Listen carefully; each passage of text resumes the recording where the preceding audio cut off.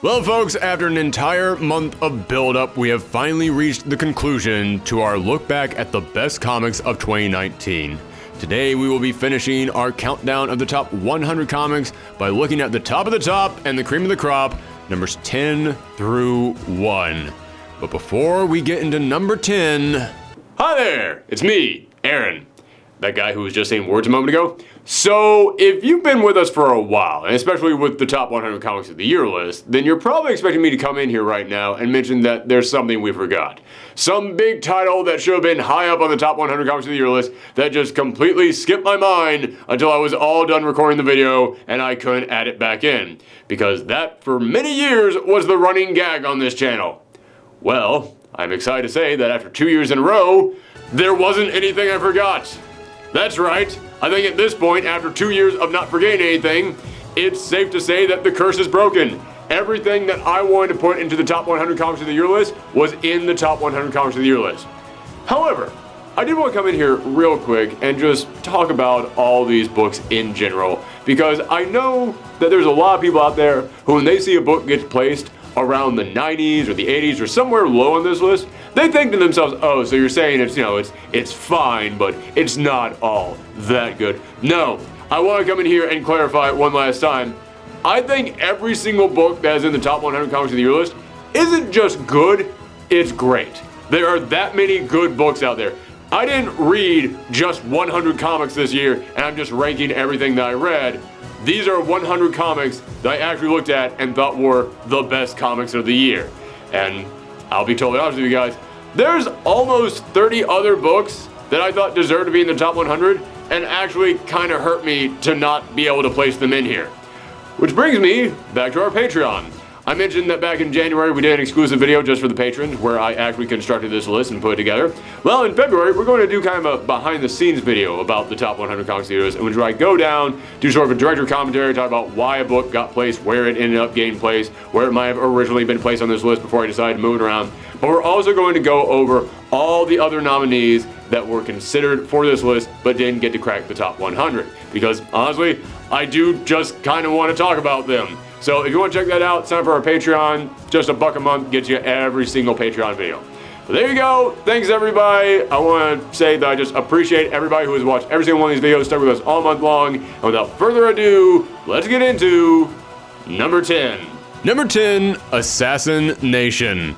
You know how in part 1 of this video series I said I was trying to judge these books with as much of my own personal bias taken out of the equation as I could, and these aren't just my favorite books of the year? Yeah, you can tell that's true, because if these were just my favorite books of the year, Assassin Nation would be in the top 3.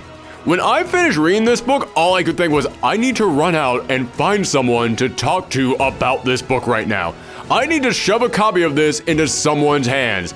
This is a series about a mob boss being targeted by a mysterious assassin, so to protect himself, he hires the top 30 assassins in the world to guard him.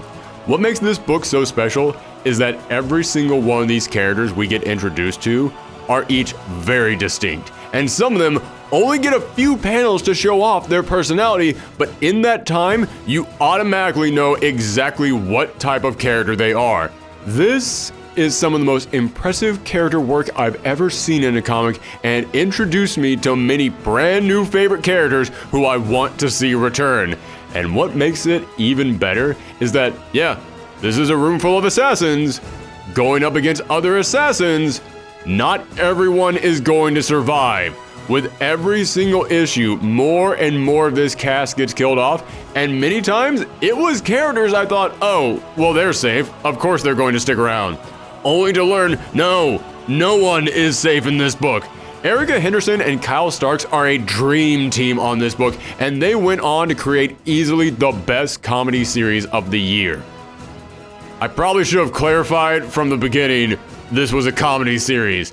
I know that with the build-up about assassins hunting each other, it probably didn't sound like it, but trust me, this book is hilarious. Number 9, Batman Last Night on Earth. Scott Snyder has been working on Batman pretty much ever since he got to DC Comics.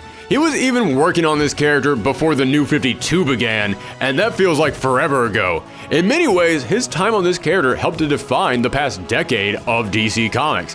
And this year, he promised that it was all coming to an end in Batman Last Night on Earth, an alternate future where the world had been destroyed, not by villains, but by regular human beings turning on each other and on the heroes that tried to protect them.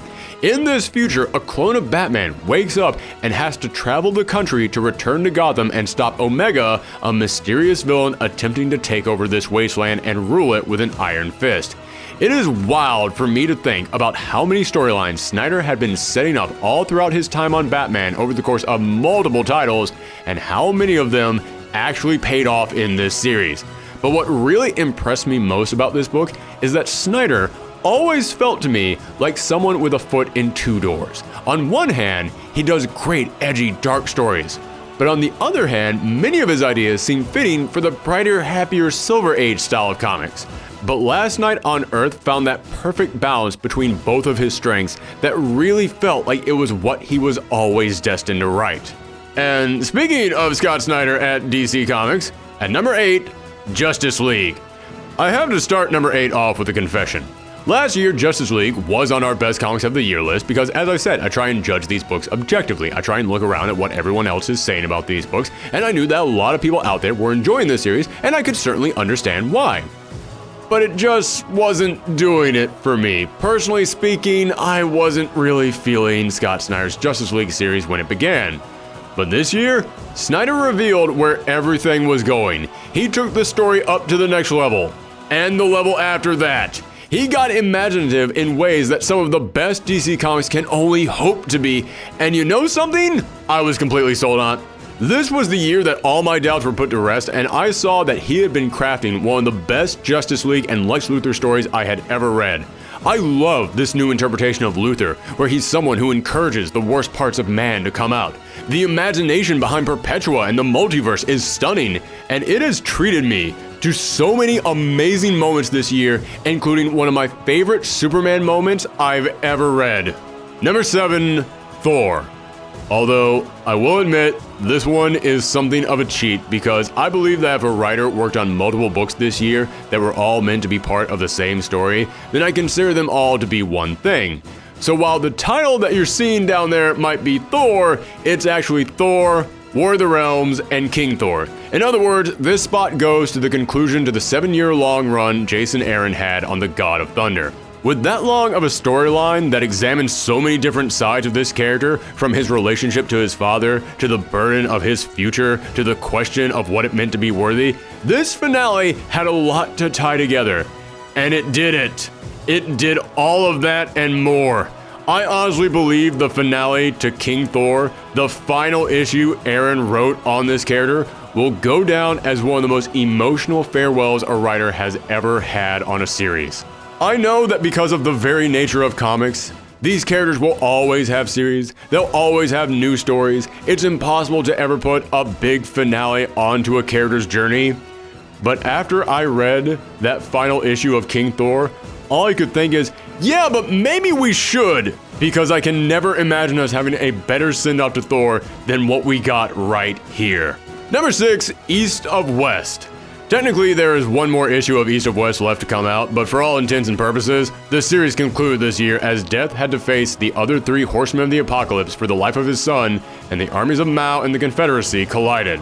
These were several huge events, and every single page of these confrontations contained the weight you would expect a battle years in the making to have.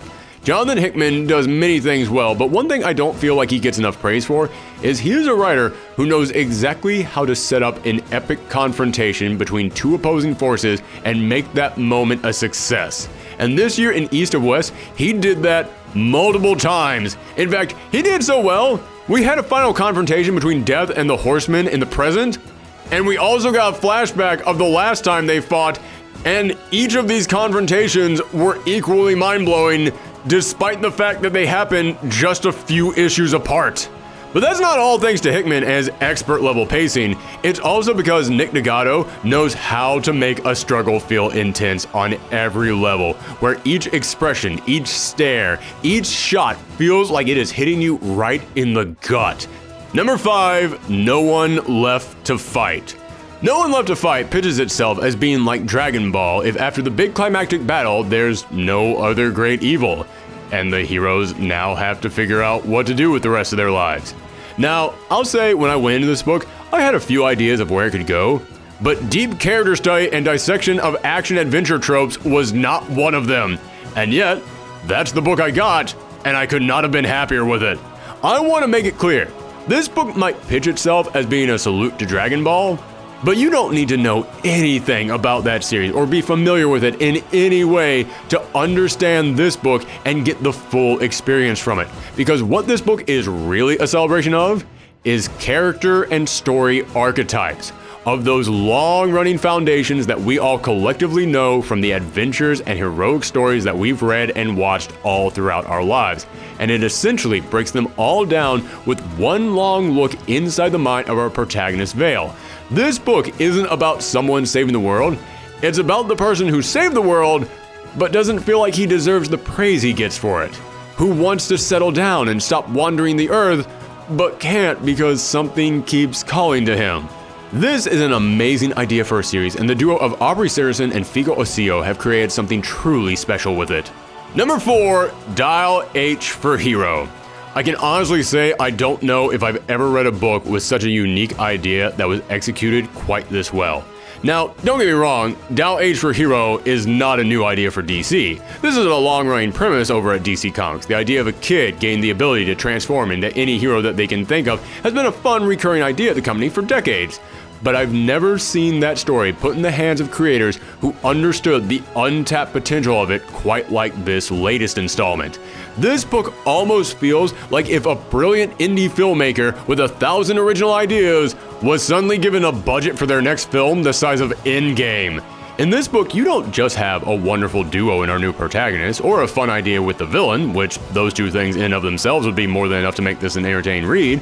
What is really special about this book is that each time we see our character become a new hero, the art style and the writing completely changes to match whatever the tone is of this new hero. I've seen books out there that attempt to do this, where they change the art style and the tone of the book from issue to issue, or sometimes within the same issue itself, but I've never seen one that achieves it on this level. If you have a character in there that's meant to be a salute to crazy, over-the-top, edgy 90s heroes, it almost feels like you just picked up some long-forgotten series that you would find in the 50-cent bin at your local comic book store that no one wanted to read back in the 90s. If a character transforms into a hero out of a manga, it feels like you just discovered some unknown work from Akira Toriyama. Wow, I just realized that's 2 Dragon Ball references back to back on this list. This is the type of book where words alone can't fully explain what it's like to read it. So all I can say is go out there and pick this book up for yourself. Number 3, The Immortal Hulk.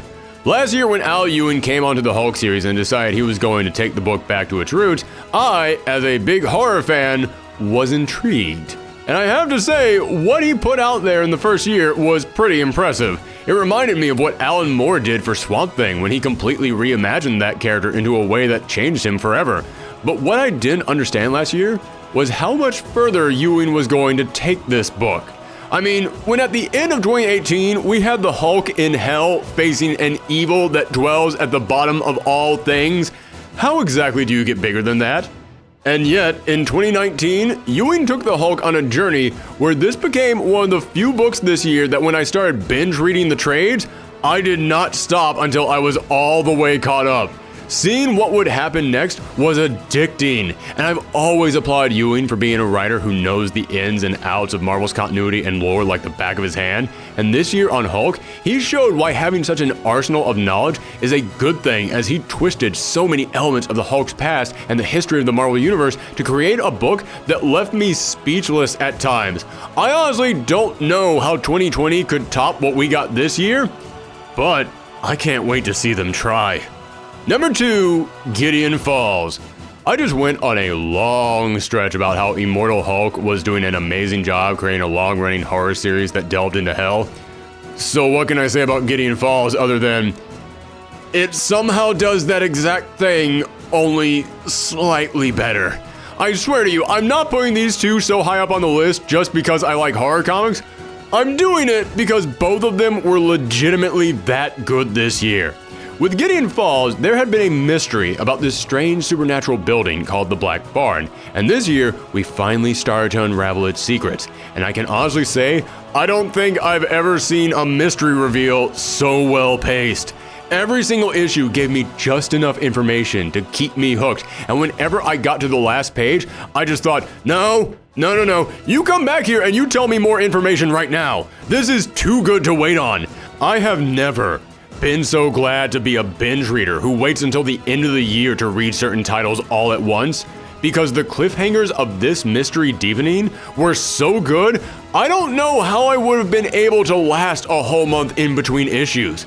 This was the year we finally learned what our villain was. We found out huge reveals about our protagonist. Heck, even the smaller supporting characters this year got more backstory behind them than most books give their leads. If this series keeps up this pace, then I think Gideon Falls is going to go down in history as one of the greatest horror comics ever written. And at number 1, our best book of 2019, House of X and Power of X. Now again, this is a book merging two titles together, so I know that some people out there might think it's a cheat, and to those people I say, did you read these books? They might crisscross through time with each other, but the pacing of each issue and the way one perfectly complements the other made them inseparable. These books told the story of Moira McTaggart and how she had been working behind the scenes for multiple lifetimes, literally, to change the fate of mutants in the Marvel Universe. And what gets these titles at the number 1 spot isn't just that these series finally brought the X-Men back after almost a decade of Marvel Comics trying to hide them under the mattress like they didn't exist. Although, being able to successfully revive one of the most important franchises within your entire comic book universe is indeed important, no one is disputing that. But these are the number 1 titles of 2019 because no other series this year got people talking like House of X and Power of X. Normally on this channel, we come in here for big events and we talk about the first issue of the series and maybe the last issue of the series, maybe even both of them if they feel like they're important enough. But for these series, we made multiple videos on the subject, and not just because the books were popular and they provided good views for the channel, although that was appreciated, thank you all very much. No, it's because I just had that much to talk about. Every single issue caused me to form a dozen new theories, only for the next issue to completely undo all those theories and make me form a dozen more theories. And I had to talk about them because it's all I could think about. The entire comic book world wanted answers. We were each on the edge of our seats in a way that I haven't seen in years. In fact, we're still on the edge of our seats. There's still questions that we want answered. There's still things that we need to discuss about these books. Listen, I'll be real with you guys. As I said at the beginning of this video, every single book that found its way into our top 100 comics of the year list is a great read that I would recommend to anyone out there, and I am so fortunate that I have the opportunity to come in here and talk about these books. But if I can be completely honest with you guys, there are many books in our top 100 comics of the year list that I've already talked about this year, some of which I've talked about multiple times, and some of them I'm kind of done talking about. No matter how good they were, you can only talk about a book so many times before you're ready to move on past it. But with House of X and Power of X, I talked about those books more than any other series I've talked about since I started this channel. And I could probably keep talking about it. There's more things to say about these books. And because these books were able to get that many people excited for comics, that many people happy to read comics, and happy to talk about comics, they have to be the number 1 books of 2019. But that is it, everyone. After an entire month of looking back at the previous year, we are all done with our 2019 retrospective. And I just want to come in here and say thank you to everybody out there who stuck with us throughout this entire month. Thank you to everybody out there who has been checking out all these videos, and a special thank you to everybody who's been sending me all your love and support all month long. I've gotten so many nice messages from people on Twitter, from people in the comments. I have heard so many people come in here and say, listen, we know you work hard this month and it's appreciated, and I want you to know I appreciate that. You guys kept me going late at night when I was putting these videos together. Because remember, we don't just do 2019 retrospectives for comics and for movies on this channel. We've got a gaming channel where I also just did an entire month of retrospectives. In fact, if you want to check out our gaming channel, Thorgy's Arcade, a card for it will be popping up right there. As I said, we work really hard on that channel as well. And if you enjoy video games, go and check that channel out. You might have a lot of fun over there.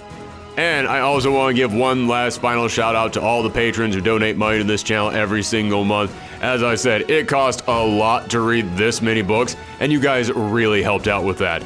In fact, speaking of the Patreon, if you guys want to help support this channel, then head on over to patreon.com/ProfessorThorgy. Every single month you get an exclusive video just for you, and as I mentioned earlier, the January episode was a behind-the-scenes look at the making of this list. We talked about what books went where, and we compared the books together. And coming up in February, we will be doing a salute to all the runners-up, not just for the top 100 comics of the year list, but for all the other lists that we did this month. So best characters, best villains, best moments. But even if you can't support us on Patreon and you still want to help out, then just give us a thumbs up. Just give us a comment and subscribe and ring the bell and share these videos around the web. That's always a tremendous help, and I thank every single person out there for doing it. But that is it, everyone. I hope you enjoyed our top 100 list, but most importantly, I hope you found something on here that you can't wait to go out and read. Thanks for tuning in, everyone. Come back next time.